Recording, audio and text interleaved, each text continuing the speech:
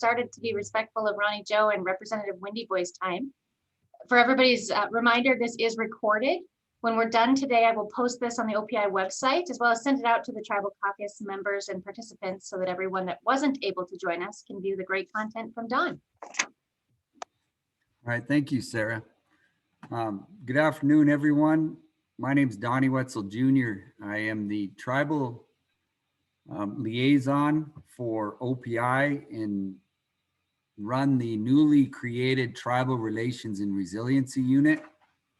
I am from Blackfeet country and lived all over the state and in different sections from north to south, east to west, and really honored to be able to speak with you all and kind of share our new unit that's been in effect for about 8 months now, 9 months, I think.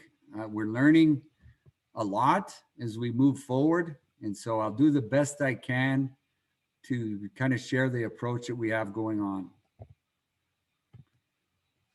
So within my role, we have a lot that we're working from dealing with ESSA, the Every Student Succeeds Act. And within ESSA, there is the new law of tribal consultation. In a discussion with Superintendent Arnson last, 2 Septembers ago, we were discussing how we can be better at seeking out tribal consultation and getting a tribal voice to the table.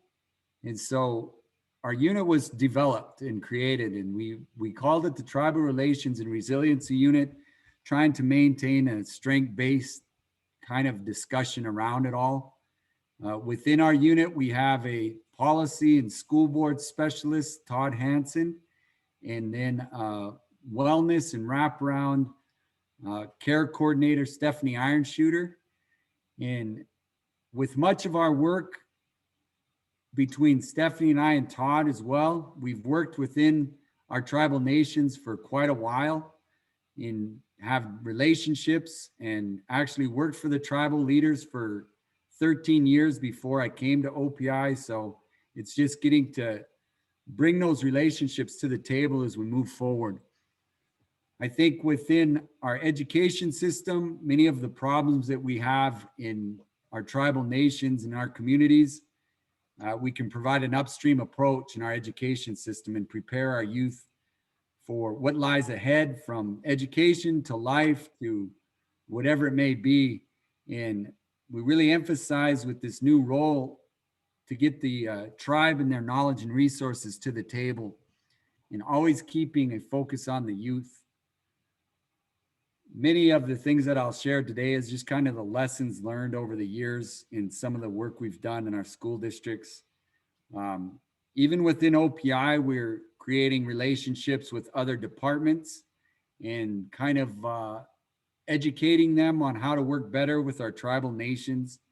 I put that up there, knowledge versus ignorance, teammate versus savior complex. I won't dig too much into that, but I think those on the call kind of understand those terms, and really being very positive in the direction on how we speak about our communities and our youth especially. But within OPI, we've had great discussions the last, I would say, 5 months on how to better work with our tribes, how to make sure they're at the table, they're in discussions, and the betterment of their students' education. So ESSA is basically was from 2016. It was next in line after No Child Left Behind, and for one of the first times at a federal level, true authentic tribal consultation was written in as part of the law. What we're doing with each of our school districts and our tribes that we've met with so far is just educating where they fit in and educating them on just the terms of some of our school districts, the funding that is received with our school districts specifically for our tribal youth, and making sure they're at the table in the discussions. It's a fine line that we want to be very careful with, but maintaining a focus on the youth is our highest priority. and how we can get these two entities with our sovereign nations in a local control school district to braid their supports and services together.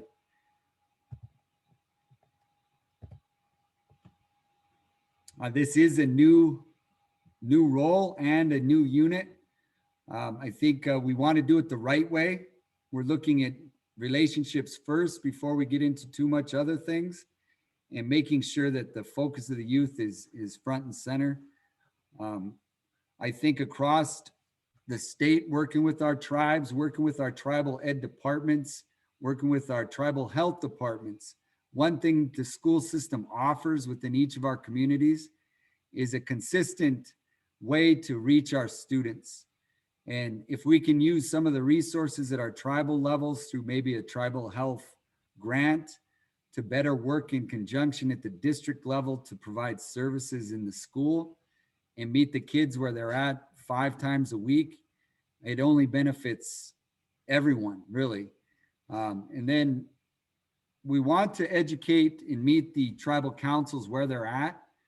In my past work with the tribal councils, there wasn't much communication that I ever noticed, for me, in my opinion, between the councils and the school districts. And how can we be better at that? And the way ESSA is written, it'll provide that a little bit more. But educating our councils on who would they want at the table. If they have a tribal ed director, let's visit with them and make sure that everybody has a voice. I wanted to give you a small background about the previous work that we've done over the last 10 years. There was 2 initiatives that I was a part of. One was Schools of Promise. It was working with some of our tribal nations, Lame Deer, Lodgegrass, Plenty Coupe, Fraser, Hayes Lodgepole, Hart Butte. We really learned quite a bit there, and it was on the ground work on how to better administrators, teachers, how to provide better services and support for students, how to make sure the school boards and the community are working hand in hand. It was difficult work.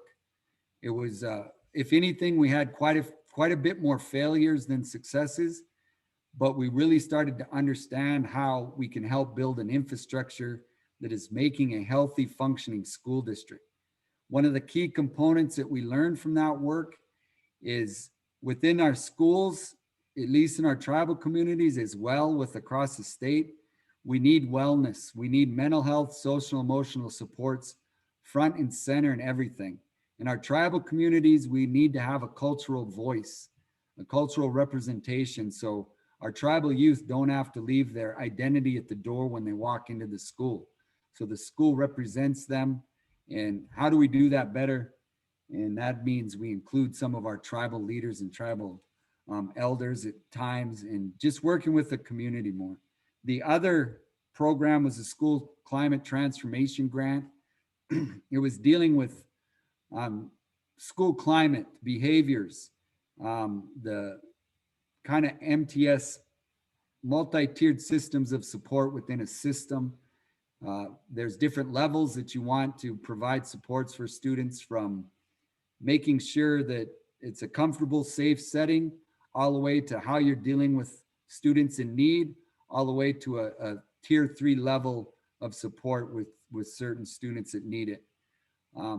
Within that, we had quite a bit of, I would say, groundbreaking initiatives that were created. Cultural inclusion in schools was one of them. And we worked directly with, for those that are familiar with the old MBI, the Montana Behavioral Initiative, we worked on creating a kind of an indigenous line.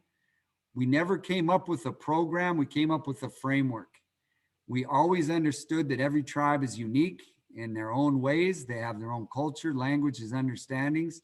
So we just provided a framework for them to be free to do what it is that they wanted to do within their school system. From more language immersion to more inclusion of grandmas, grandpas in the hallways, whatever it was, we supported them. And I'll kind of cover that a little bit more down the road. The wraparound services was a piece that was absent out of the initial Schools of Promise program. It was very heavy instruction based. in our communities, we have trauma issues, and we have students that are struggling through various things at home and within the school or community. And as we all know, as research is starting to show, brain science says a brain can't learn when it's stuck in trauma. So what ways can we better get their brain in a place to learn? One of those is through relationships. The other is incorporation of some of our cultural approaches, as well as, some of the other outside westernized philosophies that seem to work well in our school systems. The Wraparound Program is a program that is opposite of a treatment model where you send a student out of the community and they go through treatment. They have the resources and support all around them then.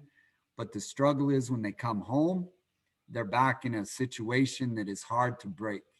Wraparound actually wraps around supports within the community, within the school, and a student has voice and choice on who is part of their team. It is very intense tier 3 level support for many of our youth are in need of that. And in that program, maybe another time we can present to the caucus on that, but it's so deep and powerful that I'd like some of those folks to come on and speak on that. So within much of this work, we started to really look at a holistic whole child framework within school systems. We've had various superintendents that have made the decision that we're going to care for the kids first, we're going to care for them, and then the grades will come later. And then also the ownership that each tribe has with self-identity inclusion, that they represent the tribe and the beauty of the tribe within the school system. This is probably difficult to see, but this was a model that we put together as examples for many of our schools on how they can improve their school climate and their school system. At that time, we convened an elders committee to help us look at this. One of the most simple ways of change that we've seen is offering a drum in the morning and offering smudge to be lit, and the whole thing discussed with students on what it means and offering it. And I kind of joke around with that. One smudge is like 2 weeks of counseling for some, and you could see the changes instantly when students had a bit of their culture in the schools. So it's pretty exciting. If you want, I can dig a little deeper into some of that stuff, but we looked at equine therapy. Some schools even offered a sweat lodge on Fridays after school for students that were interested. All of these things helped increase the students' participation in grades within the school. So again, providing that balanced understanding that our youth in Indian country live in pretty much two different worlds, and how we can braid those two worlds together to better their life and better their education experience, and really to give them a longer life expectancy. Because those of us who've worked in Indian country, that's the goal for me. It's always been that. I started out in suicide prevention, and how can we get these students built up with great pride and respect of who they are, where they're from, and they have the skills to make it through some of the tough situations that life may bring. I know Representative Windy Boy, we've discussed some of the career development, and Sarah, we spoke on a little bit of this as well. How can we provide better career development within our school systems and relevance learning for our students where they're at? With the earlier work I did, I was a youth development coordinator and worked with students on setting their goals. Many would want to create their own business right there in their community, from being a fish guide to a hunt guide to creating their own construction teams. These are some of the ideas that we've had discussions with students. I think within the tribal caucus and some of the work we're doing with legislature from the state on up to the federal level, digital divide is an issue. And I think the more This has popped up twice in our tribal council meetings, talking about some of the issues of our students. Yes, they have Chromebooks, but they don't have internet service. So how can we be better at that? These are some of the discussions that I'm having directly with the tribal councils. And within most of this work, we always try to make sure we're hitting every dimension of who we are as humans. Where our tribal voice sits in incorporating our value systems. How do we teach those value systems to our youth? Again, that self-actualization of who they are, where they're from. Grades will follow, and we've seen that happen. These are a few posters that our school districts put together. The one on the left is Hart Butte. They have kind of an honorable value system poster with representation of their tribe. So again, students seeing their own people in the school systems. If you guys were in the one discussion with Lana Running Wolf from the American Indian Student Achievement, this was a direct result of some of our Schools of Promise work in developing a framework of support where these 4 components have to be involved. And I think we have an excellent team sitting there that knows how to push this out and support school districts to make a model like this happen. We always look at the balance of our students, again, living in the worlds, these 2 worlds that they live in. How can we use the best of both to come together and braid it together? We have a great team in place right now.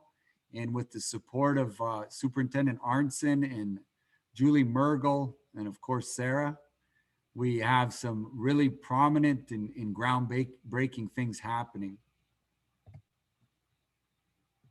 Within our youth work, we always start at the foundation of who they are and always help our American Indian youth understand where they come from and that they have a positive and resilient background. We have 10,000 plus years of spiritual traditions and philosophies. How can we teach that to students? The family culture is beyond measure. As we all know, we're all relatives out there and we take care of each other. Of course, our physical culture in Indian country, where we have, I think, 6%, 7% of our tribes in this state, and we win 36% of state championships in basketball. So there's all of these positive things that we often overlook. And how do we tap our students into those positive things? In a youth centered in identity and culture, they are strong and content, and they're resilient whether they stay on the reservation or off. And I think we really emphasize that we're making this stuff happen now. Quickly, I wanted to give a shout out to our youth advisory group that also helps guide us. I think within much of this work, we have to keep the youth as the center focus. They created a group called RISE. It's a virtual group. We have over 15 to 20 school districts involved. It's to help them connect, to deal with the times of COVID. It's to help them get to know others from different school districts across the state. They've developed their rules. They've developed their committees. This was their logo contest, and they actually chose the first one there up on the upper left is their logo for their group. So moving forward with our Tribal Relations and Resiliency Unit, we will be conducting consultation with our tribal councils and using this type of a model. We want to make sure that the community and tribal voice is front and center, but we also want to have the students as our focus. And it may be contentious between districts and the tribes as we start to do this work, but if we keep youth at the center of it all and remember that we're trying to make their life better, I think it's going to go pretty well. It has so far. I've already had meetings with Salish Kootenai tribes, Little Shell tribes, Northern Cheyenne tribes, Abzalika Nation, and Chippewa Cree Tribal Council this morning. So they're very excited from anything that I've presented on. They're excited to be a part of the discussions and to support any way that they can. Here's our information. I like some of those quotes because I think we're living them and presenting our staff. Again, I brought up Todd Hansen. He's our policy and school board specialist. His information is there. Stephanie Ironshooter, American Indian School Wellness Coordinator. And of course, me. And then a link to our website at the bottom. So that's pretty much my presentation. I blew through that as fast as possible. So I know Jonathan is representative of Windy Boy. I don't think I've ever presented that to you, so I wanted to make sure you understood, and all the others who may watch this later. So any questions? Yeah, Donnie, yeah, I just listening to this and seeing what you put together kind of puts into light a lot of things that we've spoke over the years on some of the things that are happening. And way back when I was in tribal leadership in 2009, when Obama first got in there, is when I challenged the secretary of HHS that time, when Sebelius, when we co-chaired that SAMHSA work group. And I at that time, that was when we first put together those grants for the spiritual health of what they do. And that was what I explained to them, was that it's good that we're dealing with the mental, the emotional, and the physical health, but the spiritual health is what was lacking. So I'm glad that you've taken this on, and looks like you put it together pretty well. And so, when I came back into re-election in the Senate in 2012, when I went to the school at home, and that was what I asked them about, some of the things, what they can do or what they're doing. I told them I'm coming down here and to Helena, and what can I do for you? What do you need? And all that. And that was when he mentioned, the principal that time mentioned that he didn't know what we can do. He said, but that was when he pulled out those 23 23 students expulsion letters. And when he explained about that, and then he pulled out another 33, he said that for these 33, their next step on their discipline action is where these 23 are going to be. So trying to compute that into my mind at the time, I asked him, I said, so basically what you're telling me is that these 56 students who are going to be expelled from school, that the issues that they're dealing with is basically based upon your policies there of behavior and stuff, then discipline policies. And I asked him that time, I said, hey, I asked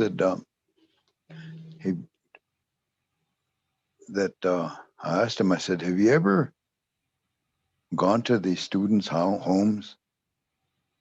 And it kind of caught him off surprise there, and he didn't really know what I was getting at. I said, if you went to these students here that you're disciplinary actions, I said, you're probably dealing, these students that you're ready to kick out, I said, they're probably dealing with drugs, alcohol, mental, incest, sexual assault, all of those things. I said, and if you haven't dealt with those issues on hand that they're experiencing, then more than likely you're not understanding what the students' challenges are. And so at that time, that was one of the things when I started to raise those concerns, but on the students level, because more than likely out of those 56 students, that was just in one school. So no doubt that these other schools around the state and Indian country were probably facing the same obstacles. And so when I told them, I said, so because of the mandate that you have to stay in school until they're 16, which is why I didn't really, that's why I didn't really support of raising it to 18, because I knew that at that time that until we address those issues, I'll never support the raising that mandatory age to 18. And so those were my reasonings, and that went against the grain of what a lot of the school districts were challenged with. And so I told them, I said, so with these 56 students not dealing with their issues that they're dealing with at home, hunger is one of them. And I said, once they get kicked out because they're mandated to go to school, then no more than likely that they're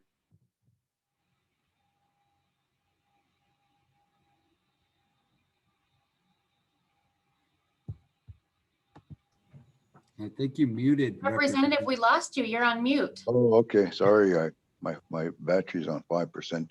But anyways, so the students would go down the road 15 miles with the same issues. They got kicked out of the other school, and they're probably not going to get those issues dealt with down there, and they're probably going to get kicked out again. So they're going to probably go to the next school 25 miles away.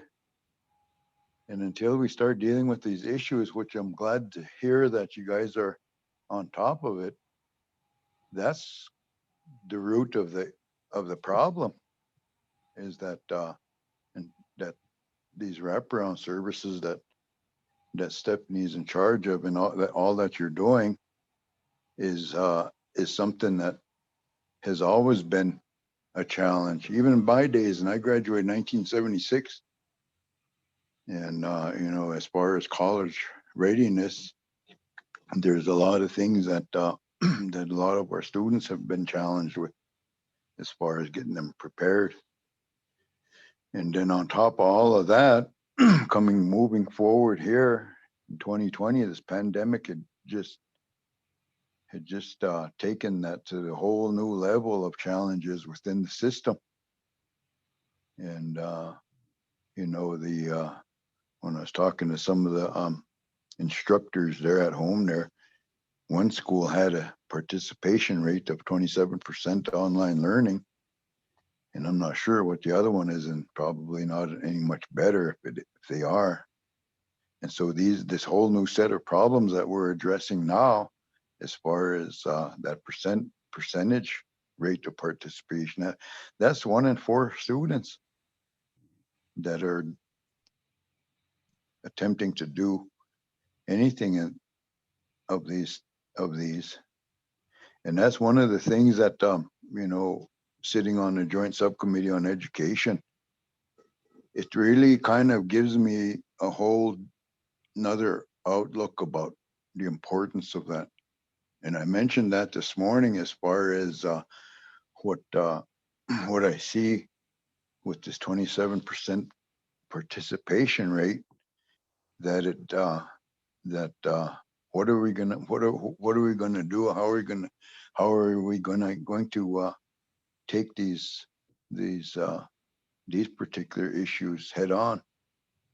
I mean, we got a whole boatload of money that's coming down from the feds, but are we giving the resources that the kids need? That's one of the challenges I see that we're going to happen. And I'm glad that you guys are, and I'm just speaking off the cuff, because I'm glad that you're reaching out to the tribes, because you're correct. Down the 12 years I served on my council, the school boards in the schools who had control of our kids from 8 to 5 every day is something that I've always had issues with.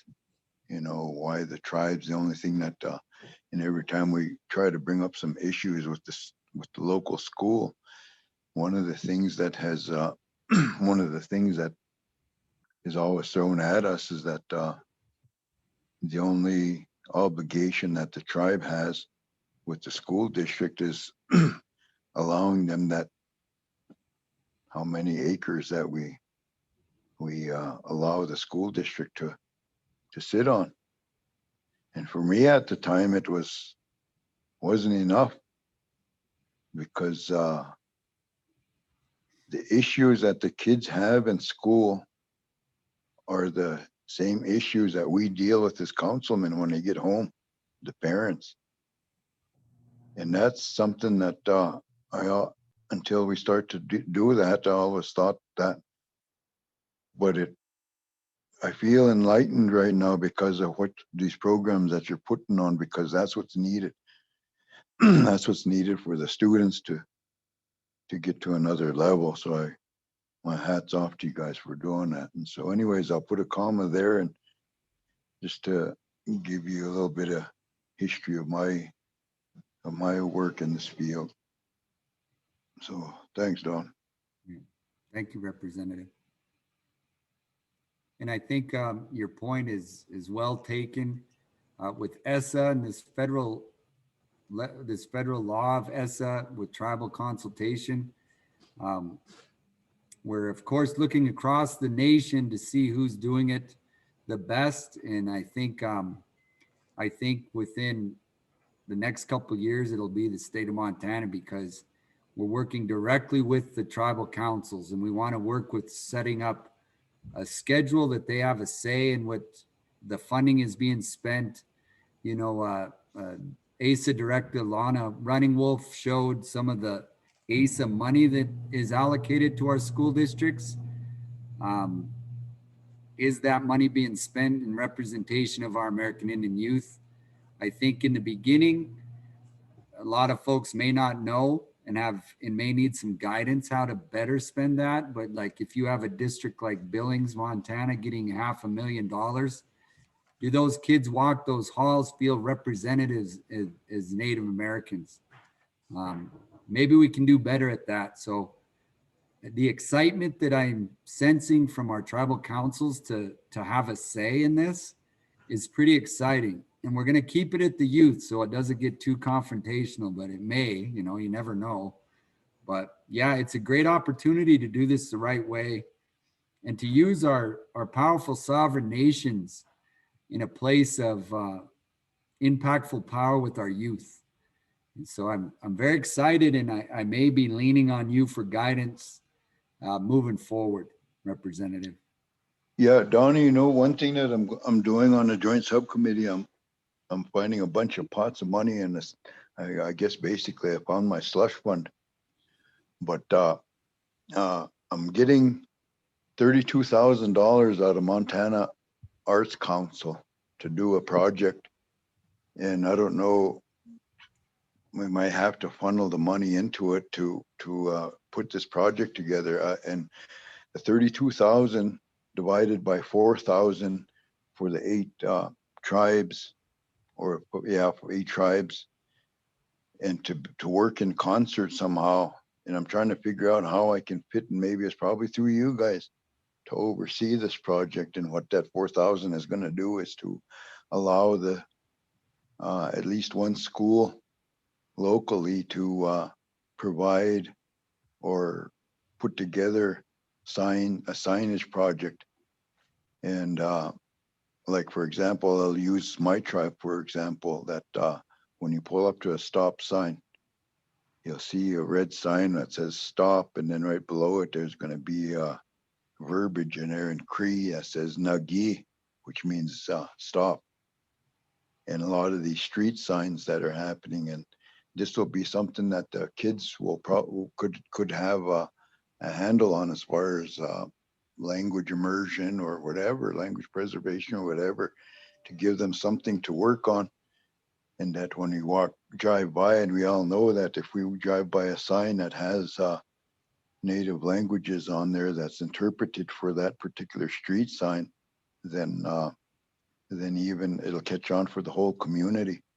Oh, yeah. And then how the students would or their role would be is they would use the existing shop, wood shop in their school districts to make these signs. And I'm working with Jay Eagleman with my THPO position to do that. And we already funneled some money toward that effect, but I want to do that at least for a start. And if this is going to happen, 4,000, I know it don't sound like very much, but if we allow the school districts to donate the wood, donate the work, and get the students to do it, and have the language teachers to come in and put their language to do all of that. And that's just one project that I'm going to be working on when you do executive action. Another one is that out of this federal monies, I think I have a pot of money that is discretionary to increase more monies that goes into language immersion. And the way it was worked out when I first put this in place in 2015, they only gave me a certain amount at that time, 64,000, and that was only enough to get two schools online to do that, and help assist them to get set up administratively. And when I got some in the last session, I worked with Lou Jones on that, and we were able to get 92 or 96,000 in there. And that should have gotten at least another 3 more on there. And the intent of that was there was 2 schools and 15 interim. Blackfeet and Crow got that money. And then in the 19 session, when it got refunded, then we were able to, I was hoping to get 3 others, like maybe Fort Belknap, Fort Peck, or whatever, the other 3 tribes, whatever, for that money that we set aside for it. But again, when the awards came out, again, Blackfeet and Crow got picked again. So it kind of defeated that purpose. And I'm not dogging on Blackfeet and Crow, but I hope that the initial money startup was to assist them to get started and get the other tribes. So I'm trying to get everybody up to par and up to speed to get this going. So I think I have some more that's going to be going towards that. So with that, I have that new bill that's going to be coming through here, if it's not already, on language immersion, that's going through the system. And that's going to be something that is going to help address this. So language immersion, that's going to be the thing to go. And also to have another, and give you guys some thought as far as how you guys are going to address this one. I'm working on getting a linguistics program in the university system. Clay Christian is well aware of it, and I'm working with the chairman of my joint subcommittee. And how I explained it to them is is that I know some students, some people, tribal members in Montana that went all the way to Boston to go and get into a linguistics program. But and that was my argument is, why should we have to send our students all the way over to get a linguistics program, and when we can have one here? And the language of the linguistics program would be concentrated on the tribal nations here. We have 10 tribes here, 10 languages. And my argument for that is, when I first put that language preservation bill in 13, we had 168 fluent Cree speakers. Today we're down to 50. And so if we don't start pumping out some, we're going to be witnessing language of our own tribes in the state of Montana within our own lifetime. And you take a look at the Constitution on section 10 that addresses that. And so we got the arguments there, and I think I got enough support from across the aisle from on the joint subcommittee to support this effort. So, and I think it'll work out, you know, when we have these language preservation, and hear me out, and I hope I don't take up too much time here, but what I plan on doing, and we all know it, that we have some language classes in local grade schools. Box Elder has one, and they're doing a phenomenal job. And these other tribes have their own programs, and they're doing good. But what their hindrance I see on them is that because we don't have as much Cree or language speakers in the home, it kind of defeats the purpose for those kids to go home, because they don't have that infrastructure with the parents not knowing the language. And so what I'm doing is I have some separate bills that are coordinating of this, tapping into those resources. and as you know, that we have 50 to 60 to 70% unemployment rate on the reservations. And the requirement they have for public assistance, whether it be TANF or GA or whatever, that one of the requirements they have is they have to spend 20 hours a week to look for a job. And geez, 50, 60, 70% unemployment, the chances are pretty darn good they're not going to find a job. So the language I'm putting under the HHS and the TANF laws to on a work requirement, a 20-hour work requirement, to also include language classes. And that's where the college comes in. The college can capture the numbers of those, and this is a family strengthening tool, family strengthening item, because if you get the kids coming home and knowing that the parents would be allowed to take these college classes, plus they can get the credit. And so, because most tribal colleges have language programs in their curriculum. And so the family strengthening is that the kids come home from school learning the language, the parents can go to the college, and so that they can have rebuild that bond from the parents to the children and learning the language together, the tribal college. And that's where we have the Digital Academy. And I was going to take the MUS Digital Academy from the MUS to OPI. And Curry kind of put his heels in the ground, but they're starting to come around and understanding why it needs to happen, because Digital Academy does not address the Native students, nor do they address any of the needs of the tribal colleges on digital stuff. And so that's where we're going to fund more money into the Digital Academy to expand that. So rather than remove it, we're going to expand that to allow the tribal colleges. And then at the same time, the kids are going to be under your purview. So you guys will have involvement in this whole thing too. And this is where the tribal councils are going to benefit as well. And so once the parents gets involved and gets some degrees racked up on there, and might give them some incentive to go into further their education, and knowing that there may be a possibility of getting into that linguistics program. And that's what I wanted to use this as a pilot project, to allow our people to go all the way up to that level of pursuing a linguistics program and whatever. And maybe somebody in Chippewa Cree tribe may want to learn Blackfeet, or Crow might want to learn Assiniboine Sioux or whatever. You know, this possibility on higher education is pretty much sky's the limit.